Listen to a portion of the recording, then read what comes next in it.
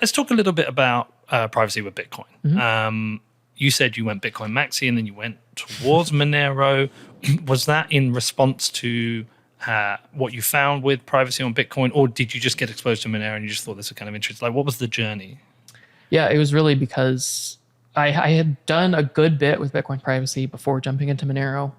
Back in those days, I'd played around with Wasabi Wallet initially and then Samurai Wallet after that. And because I realized the need for personal privacy, I was trying to do the same on Bitcoin, but it was fairly difficult. I mean, I'm a technical person. I was able to do it. It wasn't like impossible, but it was quite difficult. And once I got exposed to Monero, like I mentioned, just wanted to mine it initially, could have cared less about it. Once I got exposed and then started to actually use it instead of just mine it, I realized that it greatly simplified the whole process of using a cryptocurrency privately. And that's why I started to focus on that. I've never stepped away from Bitcoin completely. A lot of the content that I make and a lot of the conversations I have and things that I talk about on Twitter, et cetera, are Bitcoin focused and are Bitcoin privacy focused. But I have shifted most of my time, my free time, to Monero because I think it's a much simpler tool to use. You don't have to care about privacy. You could both not care and have no idea what you're doing, and you can gain very strong privacy guarantees with Monero.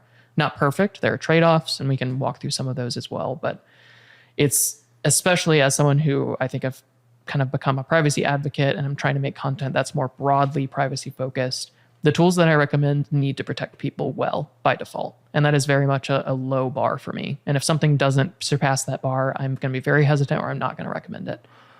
Okay, so I'm not in that world where I think ideally every transaction in the world I would make would be private. But yeah. I'm in that world that I accept a lot of them aren't, and that's just a reality of life. But I know there are transactions I've made in the past that I know that I did with Bitcoin that I assumed I was anonymous, and I clearly wasn't. And if I was to make similar transactions today, I would want it to be private. And my problem with trying to achieve privacy on Bitcoin, and I don't want to detract from Bitcoin. I don't want to feel like I'm attacking it because I don't want Monero people to jump on this and suddenly say, "Oh, Pete's a Monero guy." But my difficulty is that, like I said to you before, I don't know what trails of data I'm leaving behind with my IP address. So I say I want to make this transaction. I don't know if I can be identified with my IP address. So how do I hide my IP address? I don't know if I need to create a separate wallet. I can create a sub-address. I don't know if the sub-address can be linked to the other addresses. I don't know if I should be using Tor. I don't know if I've made some mistake where a UTXO has come from, say I bought it on an exchange and it's gone to that wallet and I've done everything correct there and then I spent it, but I've been tracked all the way back. I've never done a coin join. I tried and I got a bit confused. I'm going to go back and do it. Definitely going to do it again. So I recognize the tools are there and I recognize people are doing it like a really good job.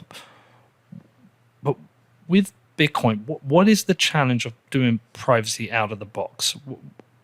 Do you think in the world of Bitcoin, privacy is being approached in the right way, step by step, providing more tools, or are you actually critical of it? I mean, anyone who has followed me at all definitely knows that I'm very critical of Bitcoin's approach to privacy and really almost every single cryptocurrency's approach to privacy. And I think I wish people had a little bit thicker skin when it came to Bitcoin, because a critical response to Bitcoin is not necessarily hating on it or wanting it to fail or anything like that. And it's always interesting to see the feedback I get when I talk critically of things that Bitcoin approaches that Bitcoin has taken technically. I'm not bad-mouthing the project or the people behind it, but really the approach that's being taken. I think the approach that's being taken is an understandable one because of what the current narratives around Bitcoin are. And I think that narratives really control what happens with Bitcoin. It is ultimately code. It is ultimately a cryptocurrency project. Things can be changed. The base layer could be changed. We could have hard forks. These are all theoretically possible things, but obviously with the narratives around Bitcoin, most of those things are not going to happen. Okay, let's start on that one. So what kind of change do you think that Bitcoin could do that would require a hard fork? Because I've got a strong defense against the hard fork, but tell me what you're thinking. Yeah, I mean ultimately the reason why, like I have talked about, I would be a fan of a Bitcoin hard fork. And I understand that I don't think that will ever happen. Like in a realistic world, I don't think that's going to happen. And I don't think there will ever be enough people who want that for that to happen, unless there was like a bug or something that could only be fixed through a hard fork. Or I mean, I could see a scenario where there becomes a pressing need for a larger block size. I know we've had the block size debate, we had the block wars, but I know people in the Bitcoin said it's not never, it's at the right time. And we may get to a time within 10 years that Bitcoin's being used so much that there is a pressing need for more block size. And like, I would look to other people. I've looked at it back, and I would say, "Well, what do you think?" And I would be led by them. But I don't think that's a never. But I think on features, it feels more unlikely, because if there's a disagreement on the features, it's not just a hard fork. It could become a true chain split, and you can end up with two coins, and then you end up with Bitcoin, and maybe this one is a Bitcoin private. And I actually think that Bitcoin private would ultimately fail. Yeah, and that's where really when I talk about hard fork, I would really mean a non-contentious hard fork. And that's really what, like in Monero, we have had non-contentious hard forks. We've had several of them because we want to implement these changes at the base layer. We want to enforce them via the protocol to make sure that everyone gets the best privacy guarantees we can bring, and that we remove as many possible kind of ways to shoot themselves in the foot. Obviously, within Bitcoin, a non-contentious hard fork of anything really would be hard to fathom. So that's definitely a less likely scenario. But the reason why I talk about that is because when you're looking at how to do privacy on chain, and really privacy in any kind of tool, even outside of cryptocurrency, the defaults are very, very important. Because in Bitcoin, like we talked about, you can use Bitcoin privately. I do, many people do. It's achievable, but it's not approachable. And ultimately in Bitcoin, the default is sending funds very simply between one address to the other. There's a direct deterministic link between the originating address and the destination address that's extremely visible. Everyone can look it up on a block explorer and see it. If you've never linked to your ID or something, that may be good enough. But in most scenarios, that's a bad idea. But that's the default behavior of Bitcoin. And ultimately, a lot of the problems come down to within Bitcoin, that default behavior plus amounts being completely visible, addresses being completely visible, outputs being known spent or unspent.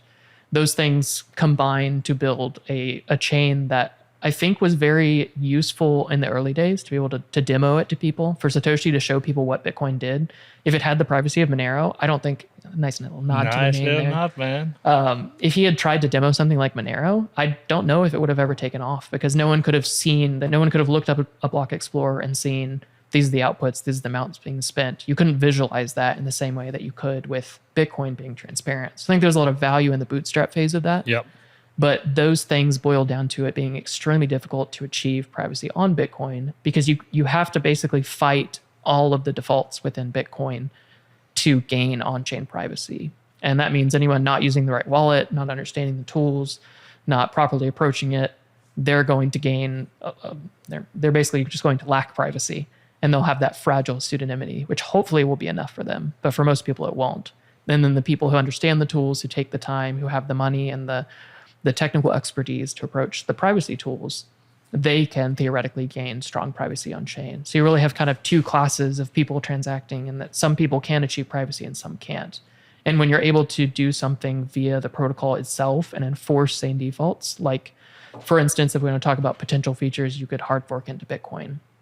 Confidential transactions, or confidential amounts, I think is a better name for those, would allow you to hide the amount in every transaction in Bitcoin. And if you could do that, all of the privacy tools being built out for Bitcoin would be much simpler. You could gain much better anonymity sets from the tools, because like something with Samurai Wallet, when you join a coin join mix, basically you can only join it with a set output of certain amount of Bitcoin. Because if anyone has a different amount of Bitcoin, it's very simple to trace them through based on the amount.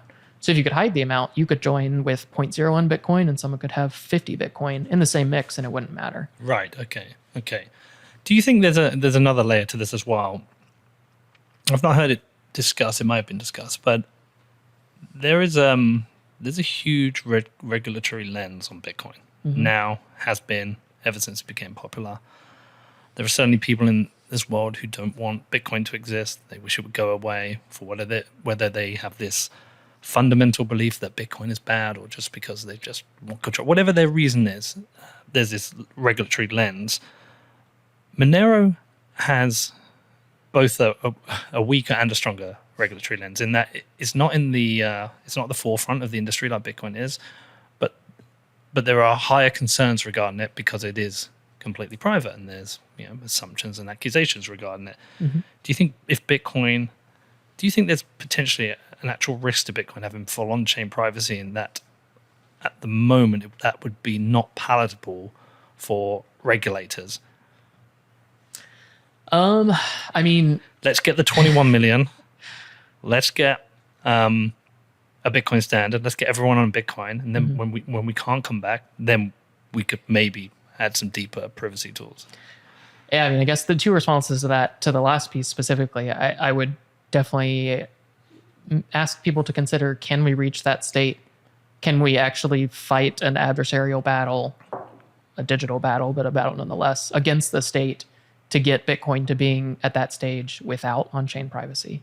If there are very, very few people able to transact privately using Bitcoin, and most people using Bitcoin are both ID'd and completely traceable on-chain, can you reach that kind of hyper-Bitcoinization world? And that's one of kind of the main concerns for me, is can you actually achieve the societal change you want to achieve through Bitcoin if governments are very easily able to trace and connect names and addresses to on-chain activity?